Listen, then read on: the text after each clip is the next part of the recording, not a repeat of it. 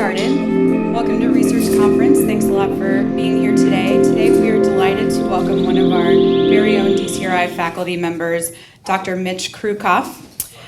Dr. Krucoff was a religion major at Yale before going to George Washington University for his medical training and then coming to Duke in 1988. He's a tenured professor of medicine, cardiology, and an interventional cardiologist who practices at Duke in the Durham VA.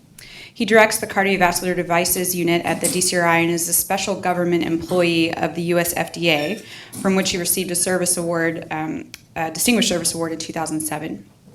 He directs both the Critical Path Cardiac Safety Research Consortium and the MD EpiNet Coordinating Center, and is the founder and director of the DCRI eECG Core Laboratories. He's published more than 200 peer-reviewed papers as well as several books and was the lead author of the 2015 National Medical Device Registry Task Force recommendations to FDA for a National Medical Device Evaluation System. Please join me in welcoming today's speaker, Dr. Mitch Krucoff.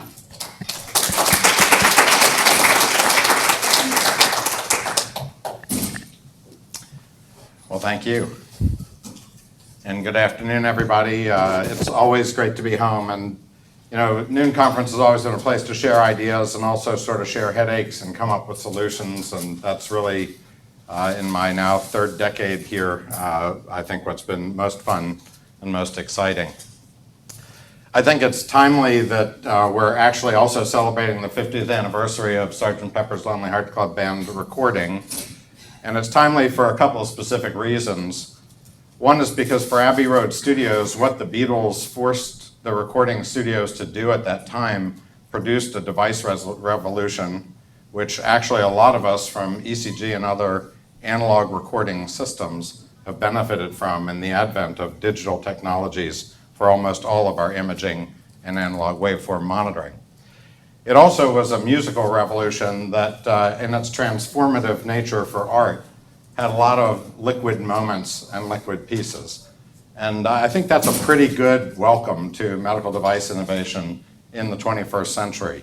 We're at a time of a lot of very liquid moving pieces with electronic information, information access, and our whole construct of device evaluation that is not just us, but almost every federal agency from the US FDA to the Office of the National Coordinator, et cetera, et cetera. So these are our times, and what could be better than Sgt. Pepper? So, for a lot of busy people, these are the conclusions of this talk, and I thought I'd just start here, and then those of you who really want to go out and eat lunch, be my guest, because these are the conclusions. And the conclusions of this talk are that real-world evidence collection, that dual purposes, existing site-based workflow, as opposed to research methods that double site-based workflow, promote better, faster, less expensive device benefit risk and safety evidence, and will stimulate the device innovation ecosystem in that process.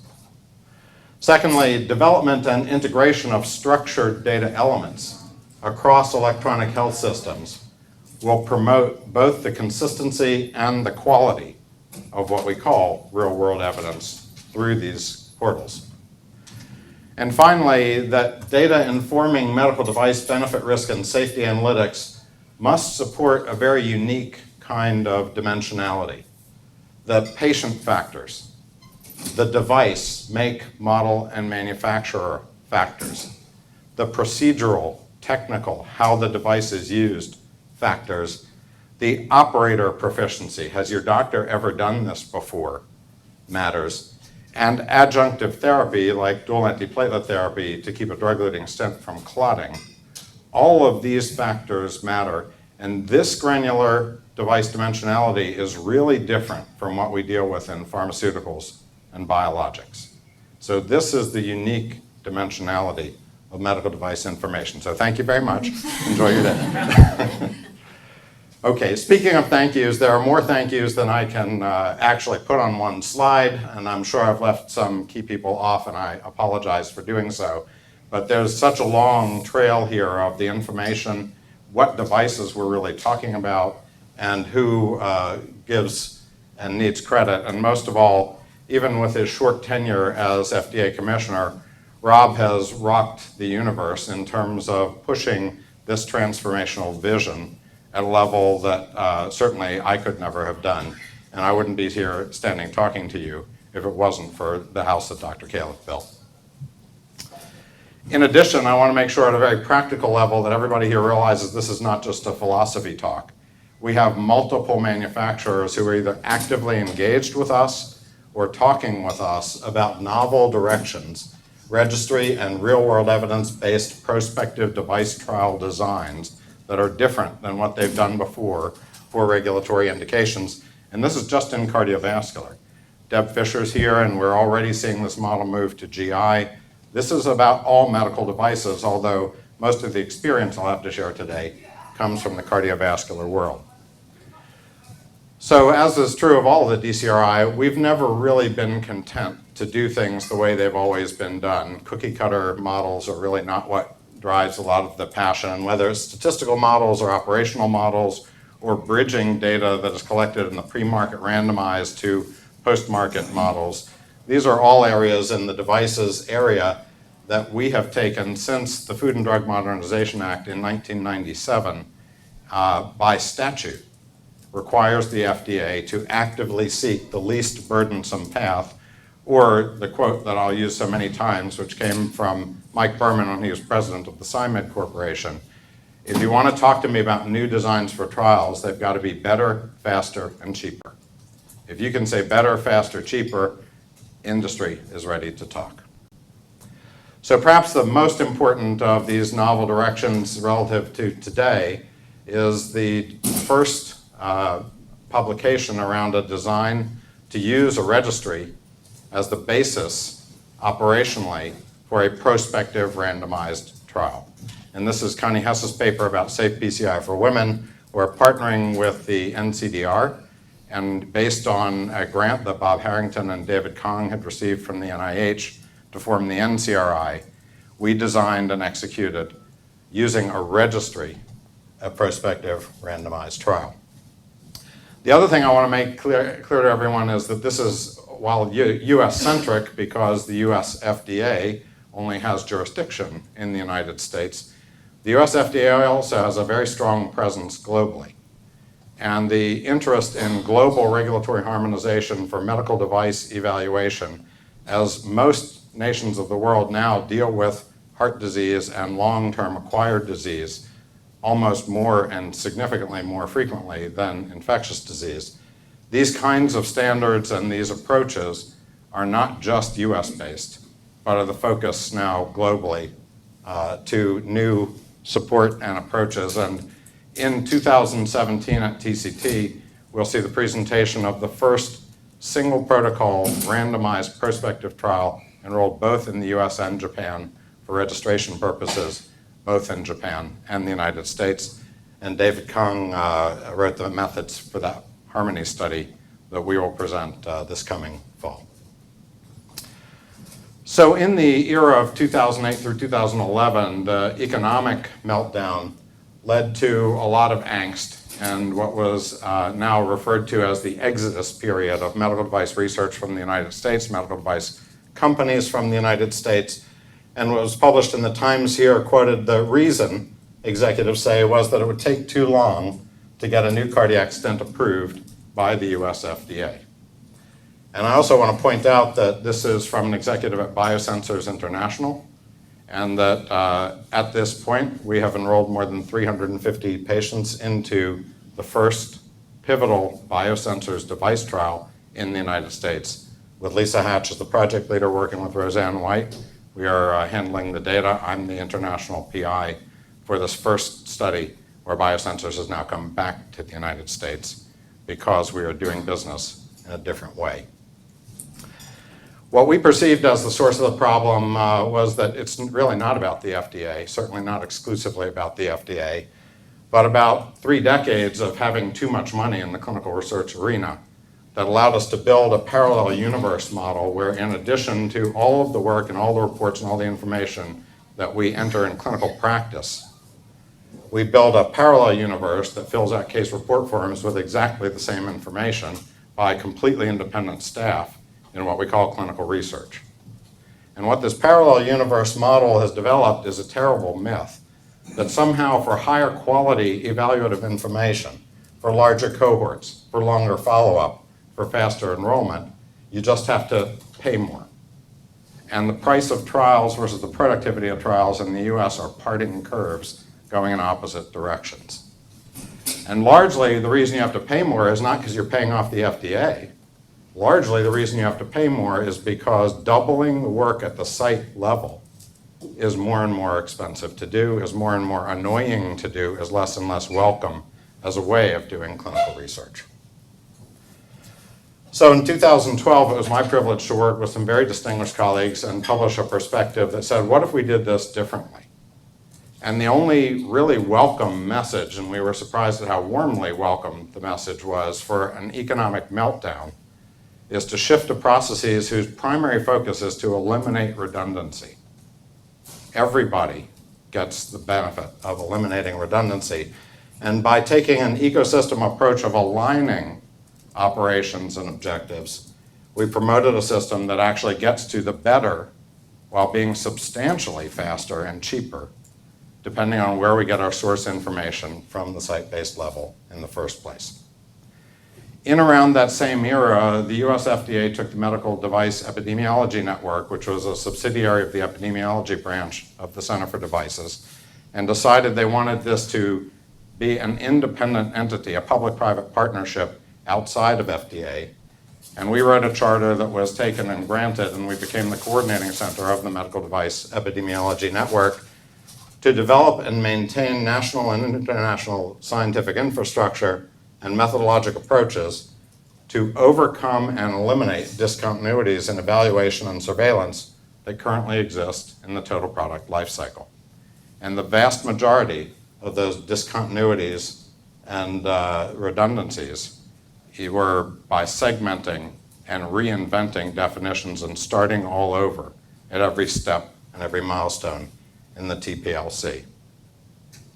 It was along about 2014 and along those lines that the CDRH actually decided we want to move this to a transformational national system on behalf of medical devices. And we were engaged through MD EpiNet then to develop the Medical Device Registry Task Force. That report was delivered in August of 2015. And the central focus of that task force was that to develop a national system that could accommodate medical devices, we, number one, needed to leverage existing site-based workflow, the dual purpose, not doubling, work ethic, and to leverage electronic health record and registries that are already implementing or capable of implementing structured data, recognizing that no single health record, no single registry would be sufficient for device evaluation.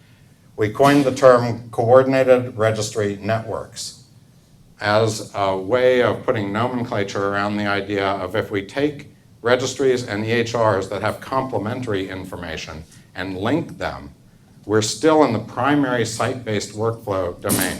We're still working with structured data. We simply create a pathway that allows us, for instance, to add long-term follow-up to procedurally rich in-hospital data without starting over and building a parallel universe. And what this builds in a total product lifecycle environment is not only the ability for one device to move from early feasibility to pivotal trials to post-market implementation and commercial growth, but in a competitive marketplace where one breakthrough device, like a new valve, begets some other manufacturer's even better valve, which begets another valve, and devices get better and safer through this iterative process, that just by linking structured data and approaches, we have multiple ways then of having stage by stage reduce the barrier for the next generation to emerge. And by being able to accrue knowledge in this way, we actually encourage innovation because the barrier for a better, safer device to enter gets lower and lower as the device space becomes more and more mature, rather than having every single manufacturer start all over again and decide to head to South America rather than to the United States. There are multiple models. Devices are very diverse, particularly as we get outside of cardiovascular devices, but And there's no single model that fits them all. I'm going to talk about 2 use cases toward the end here of several models of linking registries. What do we really mean at a nuts and bolts level? We'll come back to that. But as these recommendations of the task force and of the National Planning Board were constellated by Rob and Jeff Shuren, the director of the Center for Devices, this was the launch of NEST, the National Evaluation System for Health Technologies, as a vision of a transformational approach to medical device evaluation in the United States with many global ramifications. So what's the rub? And the rub, and what most of this talk is intended to do, is that at a certain level, there are some basic essential principles for data about all medical devices that we can really talk about. Data quality, data access, data format, data content, data security, data governance, patient privacy. These apply to everybody, and we can certainly look to essential principles that at least establish a basis for these kinds of directions. But as soon as we get into the therapeutic areas, and these are the 19 device therapeutic areas that are regulated by the US FDA, we have to recognize that actually the specifics of what we're interested in, for instance, with cardiovascular devices, are not exactly the same as the orthopedic surgeons are interested in replacing joints or fixing other things. And in fact, even within specific therapeutic areas, as we get to specific devices, even within cardiology, what we want to know about an aortic valve is not exactly the same as what we want to know about a coronary stent. When we really get down to what are the data elements that matter and what are the technical features that matter. So how do we go from the SCAI to the first patient enrolled level? Well, at the SCAI level, we need to take care of business, and we actually have 2 work items from the International Medical Device Regulators Forum now on essential principles of registries and methodologies for analyzing registry-based data. The Medical Device Registry Task Force got a little deeper into more therapeutic area priorities in conjunction with the general task force recommendations toward coordinated registry networks and structured data. And to get a little more specific, we launched the PASSION Cardiovascular Registries Program in October of 2014 as part of MD EpiNet. This is the predictable and sustainable implementation of national cardiovascular registries. It was launched in 4 areas: coronary valves, implantable heart failure and resynchronization and arrhythmia devices, and peripheral and endovascular.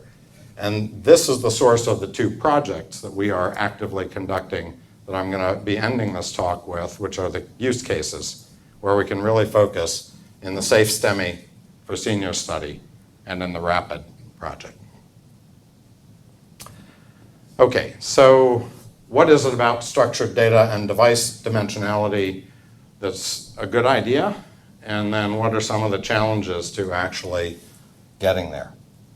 Well, we certainly have many efforts going on in structured data, and that's structured data for everything from billing codes to just coordinating and putting together electronic health records.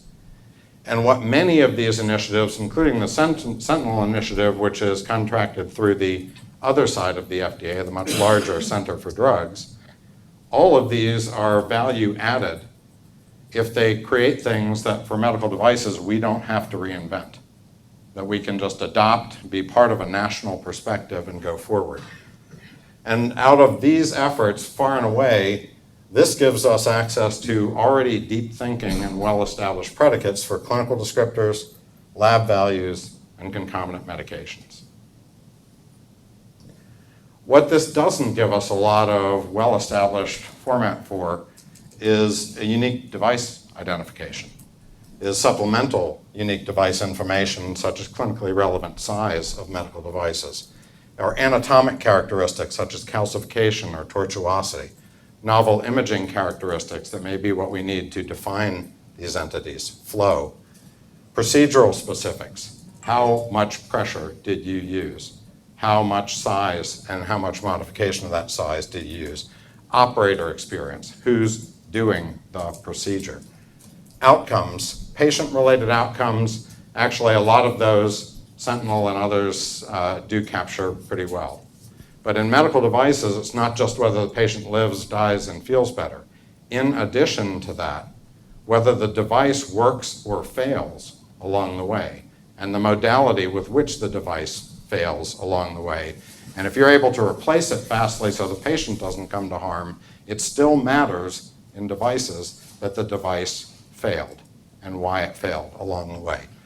This kind of information comes from a very different kind of source. And in the modern world, in the current world, largely, these are procedurally related professional society databases like the Society of Interventional Radiology, the STS-TVT registry, and the whole NCDR sort of portfolio in cardiology of the American College of Cardiology. The VQI, we have surgeons, radiologists, cardiologists, all involved in vascular procedures, for instance, in the current world. So it's interesting when you say the word registry, the range of sort of reactions that we get. And most of us who have been trained in the prospective clinical trials, real science world, think of a registry as something that a marketing section of a company comes up with as a way of just creating nauseatingly, probably wrong, certainly likely to be misleading, but good for sales kind of information. Or a registry is something that you hire a high school student to come in and do every 6 months to deal with your backlog for your quality metrics registry. And quality is certainly one of the concerns that they're retrospective, all of these things. So when we use the word registry, and we really came up against this when we had the Medical Device Registry Task Force, we have to leave the baggage behind and think about a registry in very different terms. Certainly the registries themselves, and leadership here, including Eric, who's sitting in the audience, has focused on the degree to which quality metrics, if you look at the CathPCI registry quality procedures today compared to Bill Weintraub's original groundbreaking launch of the NCDR, it's night and day in terms of the accountability of the data.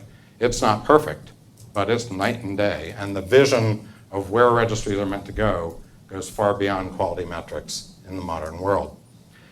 Just a few weeks ago, the Clinical Trials Transformation Initiative launched and shared their recommendations on registries capable of embedding trials suitable for regulatory decisions. Now, this is not just medical devices, this is even a bigger universe, but of the many things that I think are stellar in this outline, one is the recognition that the quality of data must be evaluated and assured across multiple dimensions. Across multiple dimensions. What really do we mean by clinical quality of data? So from the Medical Device Task Force perspective, I compiled along those lines what I would call NEST CRN-based system quality principles 101. Number one is that this cannot add work to the site-based workflow, or your quality will suffer. If I have to do this twice, the clinical record is going to get my best effort, and the other stuff will come second. Second is a principle that has been repeated in these halls as long as I've been here, which is do not collect unnecessary data. Collecting unnecessary data is a waste of time and effort and leads to problems, not added information. The third is that it's time that we shift from carrots driving the system, not sticks. You cannot punish the medical device industry into doing clinical trials. There has to be a value added. And in fact, as you go across the device ecosystem, this applies to all participants, including patients. If there's no added value for a patient, why would a patient allow you to use their data in anything? So this is a message, and this corollary here, which Larry Wood brought up in a meeting just about a month ago that I think is wonderful, is a stick painted orange is not a carrot. And that was in direct reference to the use of continuing evidence decisions by CMS, which goes all the way back to the inception of the defibrillator, implantable defibrillator registry, that they used CMS to say, okay, the FDA has improved defibrillators, or more recently, the FDA has approved percutaneous aortic valves. So doctor, you can go ahead, you can buy these, you can use these in the United States, you can put it in. But if you want to get paid, CMS says, fill out the TVT registry, or you don't get paid. So that's what Larry's referring to as a stick painted orange. It gets registry data, but there is a cost. So the emphasis from the Medical Device Registry Task Force has been on a minimum core data set. We don't need comprehensive, encyclopedic, academically satisfying volumes. We need a core minimum critical data that comes from primary workflow at a site-based level that is structured and accountable and high quality. Then we can build a lot of things on top of that kind of a structure. So to share what that means, I've borrowed, with his permission, these are 4 slides from Larry's lecture. We're good friends. As a corporate vice president, as you can see, from Edwards Life Sciences, the first percutaneous aortic valve in the United States, on a perspective of the TVT registry. So the TVT registry is about 300 fields. It was a consortium of academics, regulators, manufacturers who put all of these ideas into these pages. This is 2 to 4 hours on estimate per patient. Marty Leon's estimate from the Columbia University is across all of the NCDR registers, they put $2.2 million a year into FTEs just to fill out professional cardiovascular registries. So Larry's message was we need to discriminate that type of comprehensive registry based on want versus need. So this is Larry's picture of his daughter's definition of a basic dormitory as she goes off to college. This is Dad's version. So what Larry did was went back through every single, and there are more than 100, presentations of the partner study, which was the randomized trial that led to the approval of the Edwards percutaneous valve. And across every publication and every presentation on this device and on these studies, of the more than 300 fields that are recorded in each of these trials, across every one of these presentations and publications, 45 fields have ever been used in their reports. So in addition to the ability to focus on a core minimum structured data set, the utility of consistent ongoing data structure supports a lot of other very critical features, such as the statistical ability to accrue knowledge as devices iterate in a commercial marketplace over time in a particular device space. So the one we're all probably most comfortable with is just how poolable are data. To what degree is a meta-analysis even reasonable? Well, if everybody's using the same definitions and the same duration of follow-up, there is an intrinsic benefit to poolability. In a Bayesian world, a sort of a broader concept is exchangeability. To what degree does pre-existing information allow us to inform a current prospective effort? In longitudinal analyses, the generalizability of outcomes, if I do a prospective randomized trial and see a benefit of some new device, how much of that benefit do we actually see when that device is released for commercial use in the real world, in the market? So these are the types of things that structured data give us a much stronger apples to apples approach to, as long as we can ensure the quality of that data along the way. Okay, so we have 2 use cases, and I'm going to try and keep this brief, and I'm going to pick on each of our project leader from these 2 use cases to just sort of open the discussion. And this is now down to the first patient enrolled sort of level here at the DCRI. So the first patient enrolled in the SAFE STEMI for seniors and in the RAPID studies are, first of all, to be recognized that these are in 2 different vascular spaces. SAFE is in coronaries, RAPID is in the periphery. The device or UDI labeling access in SAFE STEMI in the coronary space, the DES IDE, and we have an instantaneous flow reserve catheter. So we have 2 different devices, a therapeutic device and a diagnostic device, where in the periphery we have a gajillion devices, balloons, atherectomies, lasers, etc. None of them are terribly well characterized, and where they're applied and why they're applied for limb ischemia, below the knee, etc., is a sort of a plethora of, as most people in the industry and at the FDA call it, this is more like the wild, wild west. Available infrastructure in the coronary space, the cath PCI NCDR now captures almost 98% of the practice of percutaneous intervention in the United States.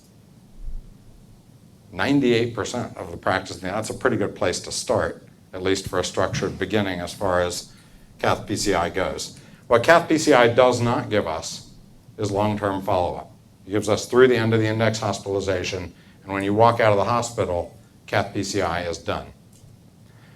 So we focused this study on seniors, not only because, and I'm very sensitive about this, so no questions about this later, but seniors is the most rapidly growing part of our healthcare population. So there's a real public health issue here. But what seniors also does in a perfectly sort of opportunistic way is it makes us eligible for Medicare. And in Medicare, in claims data, one thing we are really good at in the United States is billing for services. So in claims data, with a cohort who's defined by trial protocol as being Medicare age, we have long-term follow-up, certainly for death, rehospitalization, repeat procedures, in a way that we're quite sure will be billed for. And therefore, we will have patient follow-up information, and linking those registries gives us a CRN construct along the lines of NEST. On the PAD space, not so much. In the PAD space, there is no single registry that can accountably say we catch more than 20% of the procedures in the country. Even the EPIC electronic health records, which are installed in a little more than 50% of hospitals in the country, probably capture a little less than 50% of peripheral procedures in their programs. So again, very different infrastructure starting points in these two use cases.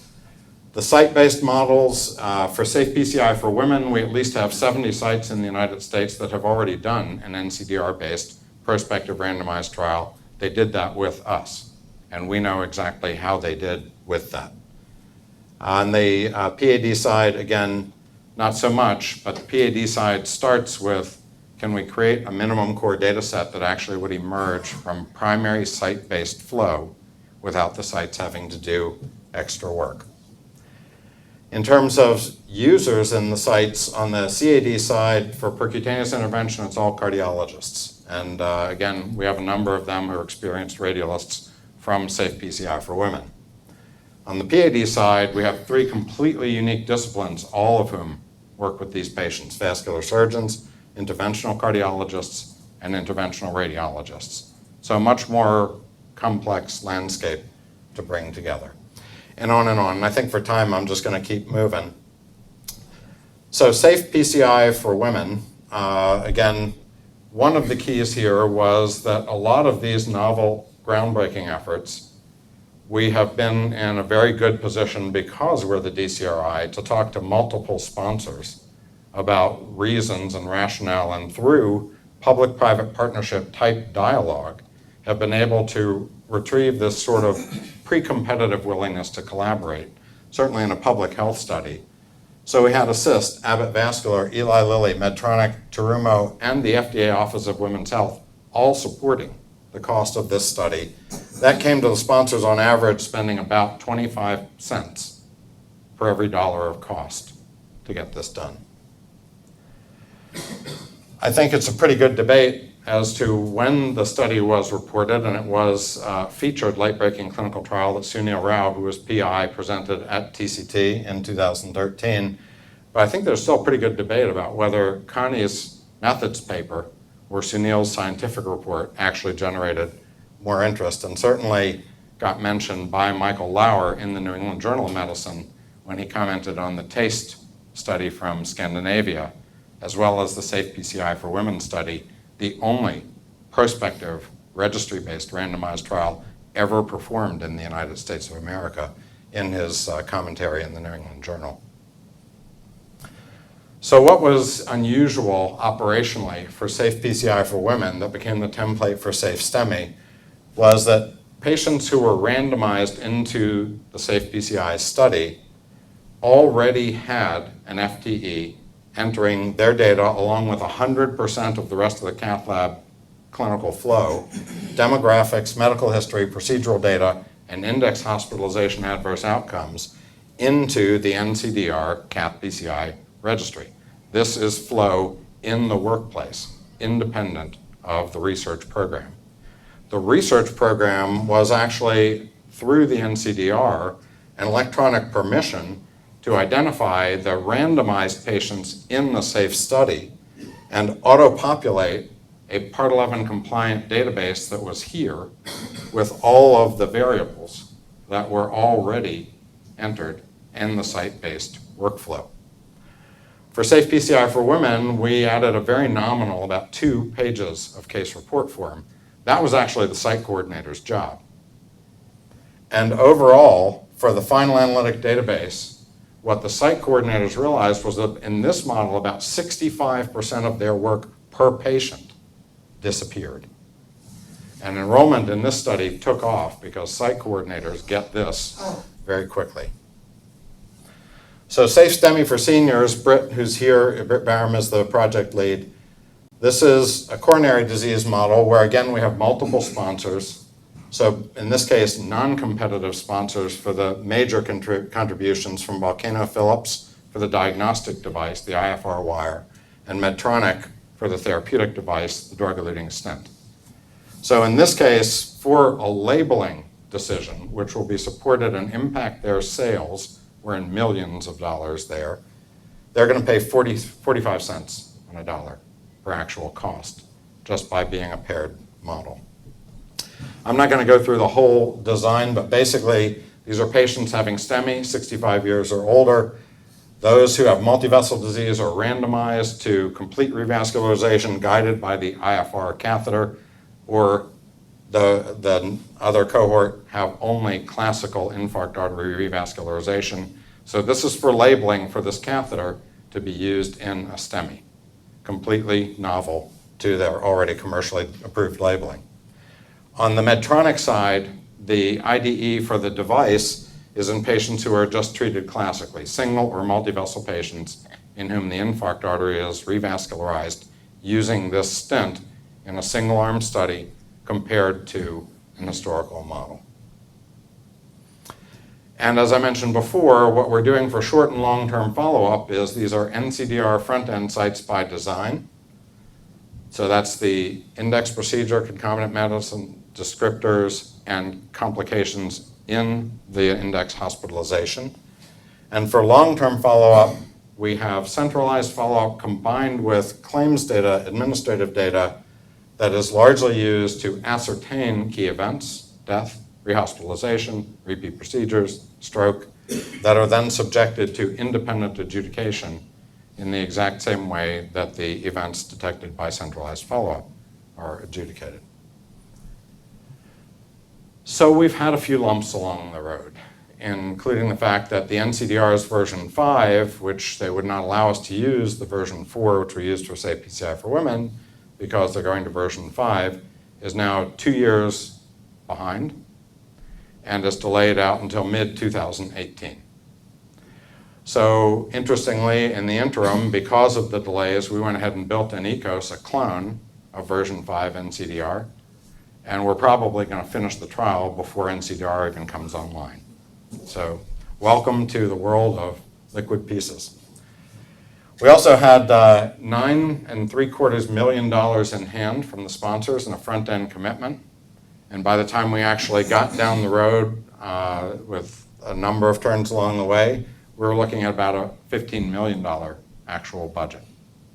So Eric's checkbook just wouldn't leap out and give us the extra $5 million. I don't know why, what's with you, Dr. Peterson, but instead, in the classic DCR fashion, a team of very remarkable people got together and worked and worked and worked, and we now have a clinical trial budget that is a little bit under $9.75 million to do this study without the NCDR being on board. There are also a lot of things we can talk about: trial ops deliverables, centralized follow-up, integrating with CEC, risk-based monitoring, safety desk, and the device trial. These are all the things that we need to pull together, smooth out, if this is going to be a reusable model. And the first patient enrolled, Britt, have you enrolled your first patient yet? Not yet. Not yet, but literally any day now we are IDE approved. We are actually in mid-June, we'll have our first 3 sites IRB decisions on going forward. Okay, so RAPID, Becky Wilgus, who's sitting here as well. Peripheral artery disease, this started as let's develop a core minimum data set. And with about a dozen industry manufacturers involved, supplying case report forms, taking case report forms from major registries, distilling what does everyone who's using a peripheral device or deciding about approving a peripheral device want to know. Basically, it came out to about 10 cents on a dollar cost to do this and construct this work. We're now in the implementation phase where the VQI, the NCDR, SIR, EPIC are all in the process then of pulling through this minimum core 100 data elements. And about a week ago, 25th of May, we met face-to-face with FDA and all of the manufacturers and our colleagues to talk about the first prospective IDE study that will extract data along these lines from and through these means. So RAPID will look sort of like this. The clinical report workflow generates descriptors, device ID, procedural information, and outcomes. And those for 100% of patients, depending on the hospital, may go to the VQI or the NCDR or just into their health records, the VA or SIR. For patients involved in the SPEED clinical trial, that's the acronym, the structured core PAD data elements will be electronically pulled. You should recognize this is the safe PCI model, just moved through multiple vendors rather than a single vendor, and used to auto-populate case report forms that preserve the dimensionality of the data for clinical descriptors, device identification, procedural information, and outcomes of interest. For a particular device in a prospective trial, there may be some novel ancillary information that's needed. Another couple of pages of case report form, an imaging core laboratory, independent, or whatever. That's the part that the study site coordinator inherits as work. That's the sector that a manufacturer would have to uniquely build, as long as all the rest of this is an ongoing infrastructure-based river of information that is continuously flowing because it's not invented for research. It's our clinical site workflow in a structured data form. So this is not about debating registries and is the glass half empty, glass half full. In the 21st century, this is about rebuilding the glass. And that's really where we're going. So let me conclude. These should sound familiar to those of you who've hung on, unless you came in late. Real-world evidence collection that dual purposes, existing site-based workflow versus research methods that double site-based workflow, promotes better, faster, cheaper device benefit risk and safety evidence and stimulates the device innovation ecosystem, which at the end of the day, as we're all patients, or we are a family of patients, that's really what we all want. Better, faster access to better, safer devices. Development and integration of structured data elements across electronic health systems promotes the consistency and the quality of real-world evidence in this kind of an environment. And importantly for medical devices, data informing medical device benefit, risk, and safety analytics must support unique dimensionality, the patient factors, the device factors, the procedural technical factors, the operator proficiency factors, and the adjunctive therapy factors. Thank you very much.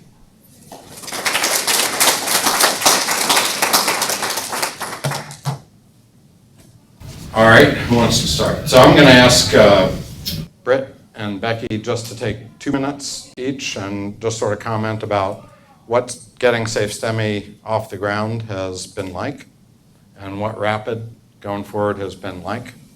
And do we have a mic? We're mic'd, so. We're mic'd up above? Okay. Speak to the ceiling. So I joined the SafeSTEMI program in January of this year, and part of the biggest effort thus far has actually been fitting the study and the deliverables of the study to the budget We're happy to say that's now complete. The challenge of working with the ACC through this versioning has been a unique one. We've gone through multiple suggestions on pathways to go forward, but unfortunately it did not work out for the case of this study. The good thing is, if for some reason the study is a little bit prolonged, we do have the flexibility and functionality to add the ACC's integrated registry platform in at any moment. Other than that, currently we're identifying sites. The hardest part of site identification with this particular study is there's multiple areas of qualification for each site. They have to be using Volcano IFR. They have to have Medtronic Resolute stents in their stock. They have to be experienced radial operators. They have to be experienced clinical trial operators. So it's a lot of different pieces that fit together to make a good site profile for SafeSTEMI. But we're getting there. We have a target of 70 in the US and Canada to fulfill. We have just over 50 now identified, so we're a little bit ahead of the pace. The slowest, or the more challenging with the characteristics to fit sites to the study has been so far finding sites that have Volcano IFR on site. We don't have the budget or the commitment from our industry partner to actually provide consoles. They're not cheap by any means, so that's been one of the rate limiting steps, at least with site selection. But as Dr. Krucoff mentioned, we do have three sites that have submitted amended protocol to their IRBs. We're expecting full board review of those about the third week in June, and we're doing all our preparatory and sort of initiating activities in advance of those IRB approvals as possible. So hopefully when we get the paperwork, we'll soon be able to activate a site for enrollment, and our goal is to have a patient in by the end of this month. Becky, from the periphery? Literally. It's been a fabulous experience working with a team of people from the FDA, the industry, lots of different federal partners to build out the data standards. We're in the process of working with several standards organizations to get the rapid core data elements integrated into the LOINC terminology, which will support structured reporting and lots of other uses of the data behind the scenes once they're implemented in the EHR systems and the registries. Making good progress on those ends. Very exciting to see the first protocol come together. We're ahead of the game. We had thought we would do the project overall in 3 phases, but we're shooting for 2 to get our first trial as our demonstration project and use the data from the VQI registry and then other sources as they are able to get the data elements implemented and provide data for that purpose. Also exciting to be able to see some of the lessons learned being used in other studies with our GI team as well. So very exciting. Great. Questions? Sir? So this is fantastic, Mitch. I guess for about 10 years, maybe longer, my memory's not very good, CDIS tried to work with HL7 in something called a bridge project with NIH and NCI to do a lot of the same things you're talking about today, and moved at, I would say, glacial speed. So what's the secret? Why have you been able to make this? I mean, it is. I think it's the kind of thing everybody always says, yeah, we need to do that, it's great, but then nobody really, it's not very exotic or sexy to do it, so it just seems to drag. So what's been the, I don't know, carrot or orange stick that you've gotten to motivate people to focus on it? Because I really think that's an important takeaway. I think, Frank, one of the big advantages being here is the ability to start at the bottom and not just the top. And that's why we actually developed for MD EpiNet that flow from essential principles down to ground level is where I've seen every other project bogged down. because if you start with the universe, you can get a certain amount done, but you'll never do a clinical trial. And even the NEST system at CDRH is right in that, everybody gets the 20,000-foot version and vision, and they bring a board together of CEOs and high-powered people. Everybody can support the vision, but getting anything really done is several layers away. I think project-based work that has a vision is just one of the kinds of resources that we have. And I think also as a crossroads of industry, our ability to partner industry, so they're not paying 100% of the cost for anything.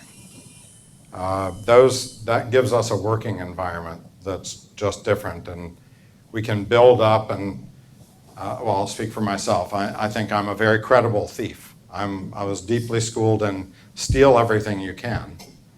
Don't rebuild the wheel. If someone else has already built this, use it. And that is just such a workload reduction. And then when we really can get down to what devices uniquely need, because those are the pieces that Sentinel doesn't build. Those are the pieces that a lot of common data models don't touch on. And that's where UDI ends up out in a field fighting an upstream battle continuously for attention, much less progress, even from its own federal brothers and sisters like CMS. So I think our secret sauce is the project-based, the ability to focus projects that can actually deliver, and that builds momentum. Ma'am. So you mentioned the value of linking to Medicare claims for the CAD population for long-term follow-up. I'm wondering if you've had any luck linking to commercial claims databases, if that's something you've explored to go beyond the 65 and older population.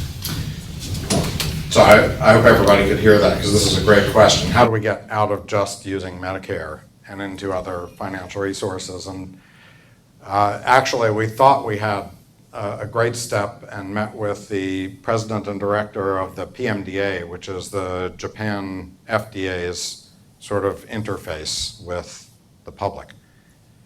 And because in Japan, it's not just 65 and older who are in a national government database. 100% of Japanese billing is billed to the government. So they have everything from pediatrics to seniors and everything in between. And in a very quiet way, he smiled and he said, well, Dr. Krucoff, you have to understand that Japanese physicians are always very good at billing for the highest reimbursement category. And our response was, well, actually, we do exactly the same thing in the United States. So I think the validation and how do you get your arms around it, and in the US, frankly, I think one of our most glaring failures has been the ability to actually get two very large and critical sectors. One is insurance companies, and the other is electronic health records owners into the sort of passion stream. Epic, we've had a little bit of luck with just by focusing on their cardiovascular, their Cupid effort. But it's a tough sell because it's not their main mission, and what is the value statement? So there have been some great ideas, and we're back to the idea sector. Cost effectiveness. Again, for a Kaiser or a whatever, for an insurer to know that some new stent that costs 3 times as much as an old stent actually has significant downstream benefit in a randomized trial that's going to be relevant to the population they insure in the real world, there is a value added because we don't have any of that capability right now. But we're not, that's a vision. We're not there. So I don't know. I just think we got to keep trying. Mitch, the current data climate and the trends in data means that increasingly we're using data not for its original purpose, but it's providing useful and interesting research. How do we, I noticed in your presentation you were talking about minimizing data and being conservative and keeping the data really concise. The core data are only related to the study in hand. Is there not a risk or of a trend in our world of being more expansive in data sets, recognizing that we're looking to gather data that may not just be for the initial purpose and for the initial study? Because obviously, when you do retrospective studies, I've never really heard anybody exclaim, I wish there had been less data about this patient. So, what do you think? Is that going to cause issues, tension in this type of study? So I'm hearing two parts, and I can just give you the again, sort of opportunistically simplest path that we've chosen. One is the expansiveness of data you collect. And to me, that's still much more driven by the site-based work capabilities. Clinicians work hard. And to have them do extra work, and I mean every level of clinician, nurses, technicians, physicians. So the core minimum data set is really to address what is the workflow that goes in, no more. And that's just a place to start. It doesn't answer all questions. It's a place to start. It's purely pragmatic because this is what sites are already doing. So that's what they're most willing to share from the site level. There's an important corollary here, though, which is the patient. So again, in a classical informed consent environment, if you ask me to be in a trial and you're going to do 3 years follow-up that includes am I alive or dead? If in that interim I develop a cancer, or what about at 5 years rather than 3 years, you have to go back and get my permission in a totally different way, or there's an ethics violation in the communication that's gone through. And for a Nest vision system, for a real learning health system vision, frankly, that's really a problem. Because again, if we have 10-year follow-up on patients who had bare metal stents placed without their permission, but those 10-year outcomes are critical to understanding going forward what the advent of bioabsorbable stents mean at 10 years, how do you go back and get that permission? And there are actually mechanisms to do it, but they're cumbersome. So on the one hand, there's a whole new dialogue, I think, around what informed consent and patient permission in a sort of a transformational environment can and should be. One, for instance, would be that when we do routine procedures, in the same way we're capturing data in 100% of the PCIs we do, because those data go to the NCDR, and that's how we get our quality metrics back as a hospital. That's already in motion. Then at the same time we consent a patient for the risks and benefits of their clinical procedure, why not also ask their permission to use the data that's collected for future research opportunities if and as they arise? And actually, there are a number of institutions outside the US that do that routinely. And there are registry programs that do that routinely, like the Washington Hospital Center. Or you get a waiver from your IRB, but to do a national study, that's a lot of IRBs. So the way we've done it is we're doing a prospective randomized IDE study. We get patients informed consent up front. So the data that we will report, while the efficiency of mechanisms like Safe PCI for women, we can illustrate some of the efficiencies, but we haven't solved the problem. We just get the patient's permission right up front for a randomized trial in a routine way. So all of these are moving parts. This is the Sgt. Pepper's sort of liquid moving parts. What the final solution would be is to have every patient understand the value of if my data is part of a national health system that helps us all learn about what's better healthcare, then my data is part of a national treasure, and I would donate it gladly. And we haven't quite gotten to that environment yet. Deb? I think there's one other consideration to this question too, and that's the quality of the data. So, if you look at EHR, we have tons of data. You just can't do much with it because you don't believe it, it's not harmonizing with anything else, it's missing, it's collected differently. So it's not just about the quantity, it's about the quality. And I think part, and what I've learned a lot, doing the beginning stages of a GI project, building on the others, is that, you get these core data sets, and you get the quality in there for the most essential things. But as each of these core data sets, they don't go away. I mean, you keep building your structure. So, you're going to have the core data that you did for one, the next endoscopic device is going to share a lot of elements with the one we're currently doing, which is bariatric weight loss devices. But a lot of things about endoscopically placed devices are very similar because it's more about the endoscopy than the device in many cases. So it's all going to be there. So it's not going to be, 100 and that's all you get and that's all you get ever. But you get 100 of high quality and you keep building it. Because I think, too, as I said, there was all this thought, AHRs were going to be able to do everything, big data and all that. But as anybody who's dug into it, and a lot of us have here, I mean, it's a big mess. So, retrospective studies, I usually find myself, it's not so much that I wish they, had more data, less data, it's that I wish I believed it, and the quality and the missingness wasn't an issue.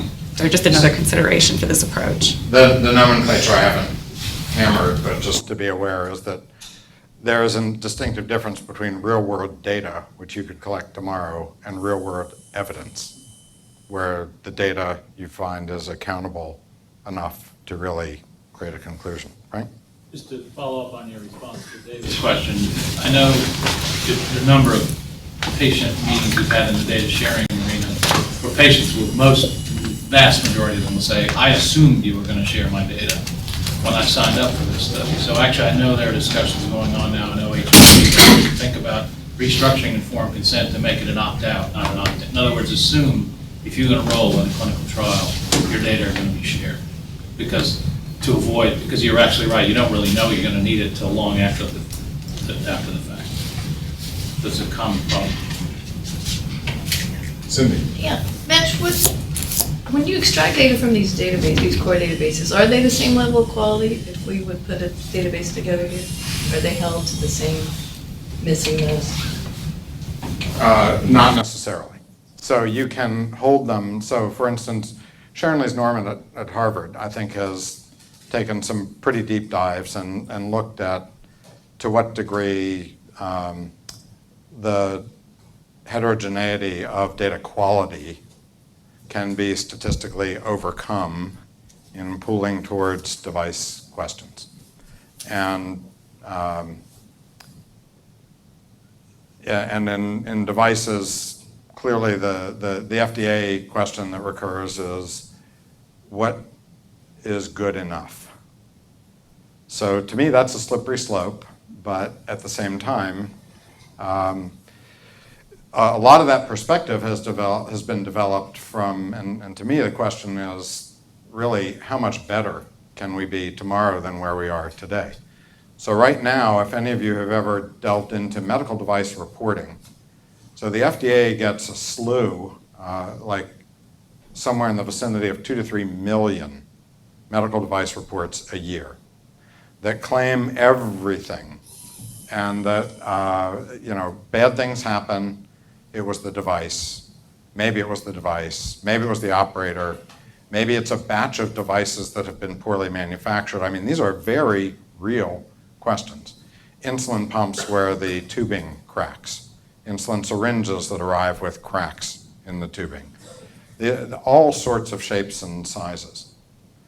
And how do you sort a signal from noise in this type of an environment where, by and large, you don't even know the denominator?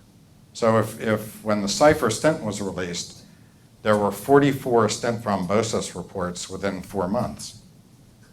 But that's within hundreds of thousands of procedures. So is that real? Is that underreported? The overall primary reporting rate using the MDR system is estimated to be 1/10 of the reality, just because it's annoying. So you don't know what the denominator is. You're probably looking at 1/10 of the numerator.